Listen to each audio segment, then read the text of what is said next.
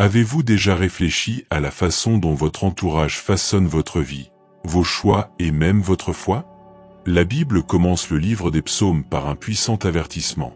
Heureux celui qui ne marche pas selon le conseil des méchants, qui ne s'arrête pas sur la voie des pécheurs, et qui ne s'assied pas en compagnie des moqueurs, mais qui trouve son plaisir dans la loi de l'Éternel, et la médite jour et nuit. Ce passage nous montre que la véritable bénédiction est liée au choix que nous faisons au quotidien, avec qui nous marchons, où nous nous arrêtons et à côté de qui nous nous asseyons. Autrement dit, qui nous accueillons dans notre entourage peut être source de bénédiction ou de destruction. C'est incroyable comme l'influence de notre environnement agit silencieusement. Souvent, nous ne réalisons pas à quel point nous sommes façonnés. Une parole négative entendue quotidiennement peut affaiblir notre foi. Une amitié qui ne respecte pas les principes de Dieu peut nous amener à relativiser le péché. Vivre constamment avec quelqu'un qui ne recherche pas la présence du Seigneur peut, petit à petit, éteindre le feu de notre dévotion. C'est comme une goutte qui, jour après jour, ronge la pierre. Et, sans nous en rendre compte, nous commençons à céder à des petites choses, jusqu'à nous éloigner de ce qui était autrefois sacré pour nous. Paul, écrivant aux Corinthiens, nous avertit, « Ne vous mettez pas avec les infidèles sous un attelage étranger. Car quel rapport y a-t-il entre la justice et l'iniquité? Et quel rapport y a-t-il entre la lumière et les ténèbres ?» Ce verset, souvent appliqué uniquement au mariage, s'étend en réalité à toutes nos alliances, amitiés, partenariats, relations intimes. Être lié à quelqu'un qui ne marche pas avec Dieu, c'est comme atteler deux bœufs ensemble, chacun tirant dans une direction différente. Il en résulte fatigue, épuisement, confusion et souvent déclin spirituel. Il ne s'agit pas de couper tout contact avec les infidèles, Jésus lui-même était à table avec les pécheurs, mais de discerner qui a autorité sur votre vie, qui vous écoutez, qui influence vos décisions. Avez-vous déjà remarqué à quel point les attitudes sont contagieuses? Si nous fréquentons des personnes qui se plaignent constamment, nous finirons bientôt par nous plaindre nous aussi. Si nous côtoyons des personnes irresponsables, nous serons vite tentés de faire de même. La parole nous avertit, ne vous y trompez pas, les mauvaises compagnies corrompent les bonnes mœurs. Même les plus forts dans la foi peuvent être affaiblis s'ils sont exposés trop longtemps à des influences négatives. C'est pourquoi la sagesse biblique est claire. Celui qui fréquente les sages devient sage, mais celui qui fréquente les insensés s'en trouve ruiné. C'est une vérité incontestable. Nos proches peuvent nous édifier ou nous détruire. Mais il y a une bonne nouvelle. Dieu nous donne toujours l'occasion de faire un nouveau choix. Nous avons toujours le temps de prier et de lui demander de nous accorder le discernement, de révéler qui est à nos côtés pour nous édifier et qui, en vérité, est un piège qui nous distrait et nous mène à la chute. Il y a des amitiés qui semblent bonnes en apparence, mais qui sont des pièges tendus pour nous éloigner de la présence du Seigneur.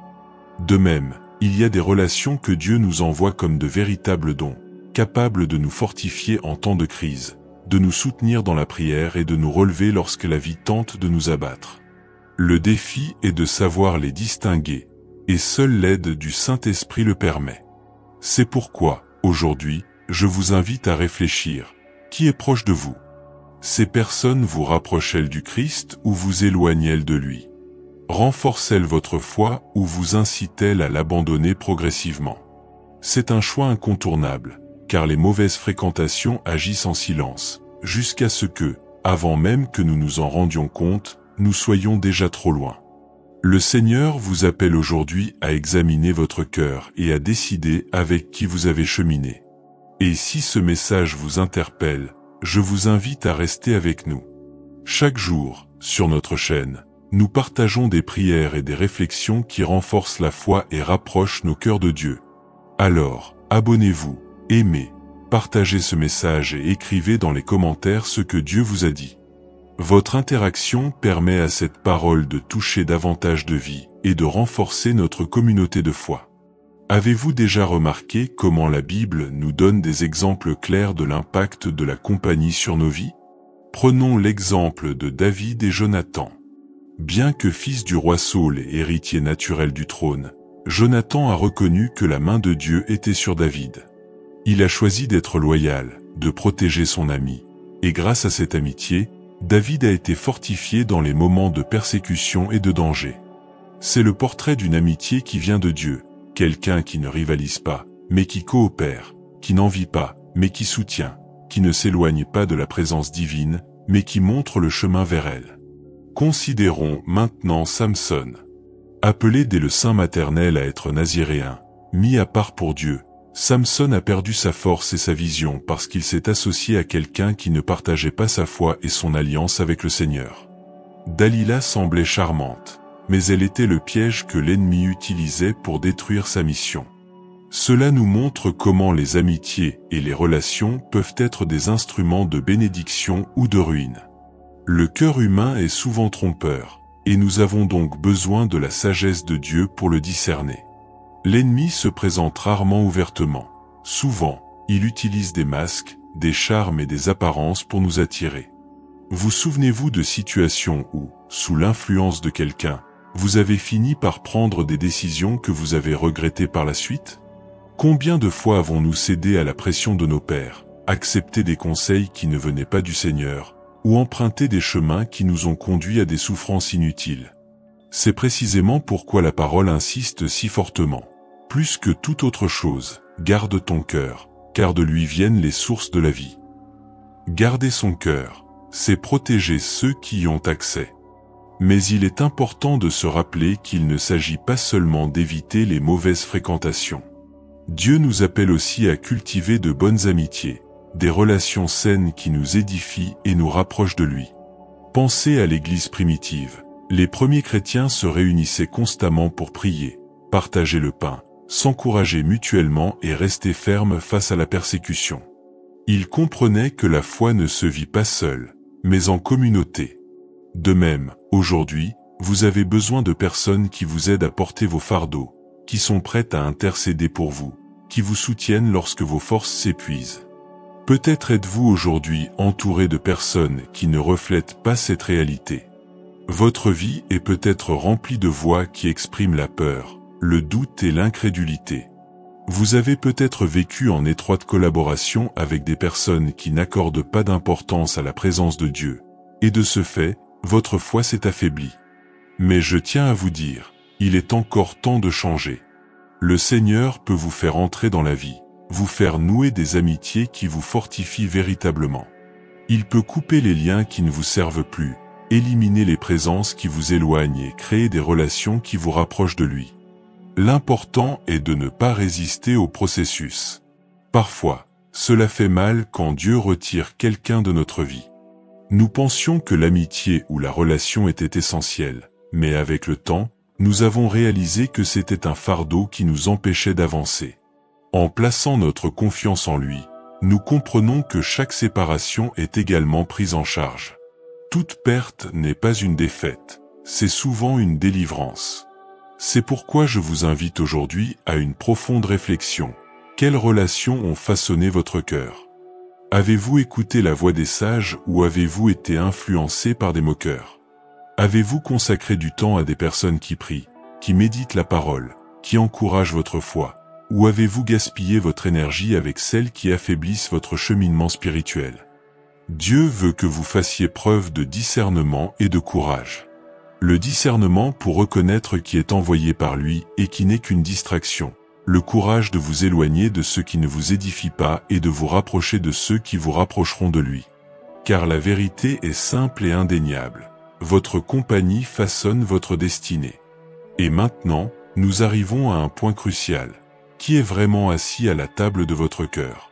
Car il ne suffit pas d'identifier les mauvaises fréquentations. Il faut prendre des décisions spirituelles fermes.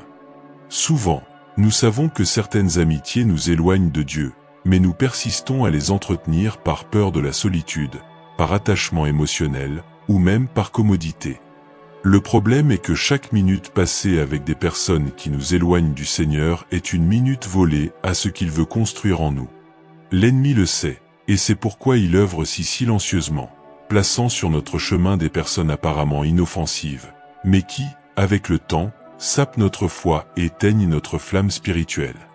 Mais il y a une vérité libératrice. Lorsque vous décidez de vous conformer à la volonté de Dieu, il se charge lui-même de réorganiser votre vie.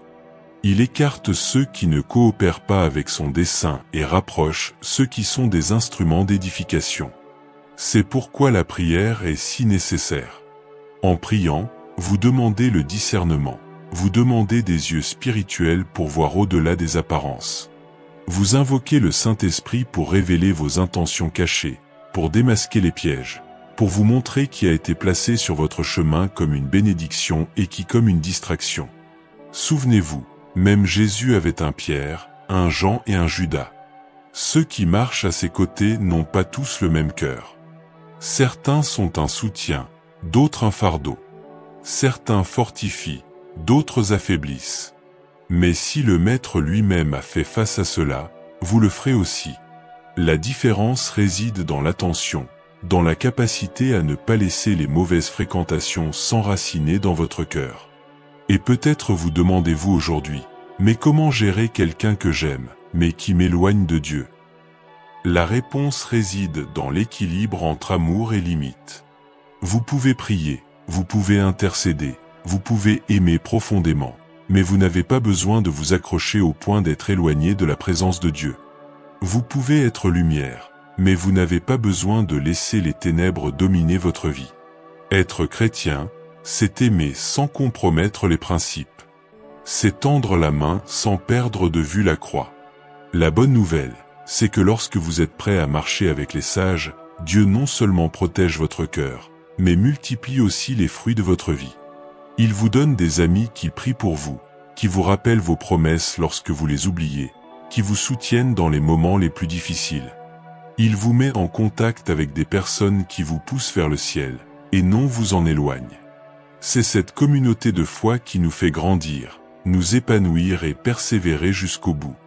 C'est pourquoi je veux prier avec vous aujourd'hui. Confiez vos relations, vos amitiés et vos liens au Seigneur. Demandez-lui d'éliminer ce qui ne m'édifie pas et de fortifier ce qui vient de son esprit. Dites, Seigneur, ouvre mes yeux pour voir qui me rapproche vraiment de toi. Protège mon cœur des influences qui m'affaiblissent. Et surtout, sois toi-même mon meilleur ami et compagnon. En récitant cette prière, rappelez-vous, aucune amitié n'est plus précieuse que celle du Christ.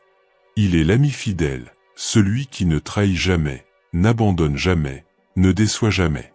Chacun peut échouer, mais lui est constant. Et lorsque vous vous ancrez dans cette amitié éternelle, tous les autres s'alignent sur le dessein de Dieu. Si ce message vous a touché, je vous invite à nous rejoindre sur notre chaîne. Abonnez-vous, aimez, partagez cette prière avec quelqu'un qui a besoin de l'entendre et écrivez dans les commentaires ce que le Saint-Esprit a dit à votre cœur. Votre participation est essentielle pour que davantage de vies soient transformées par la parole de Dieu.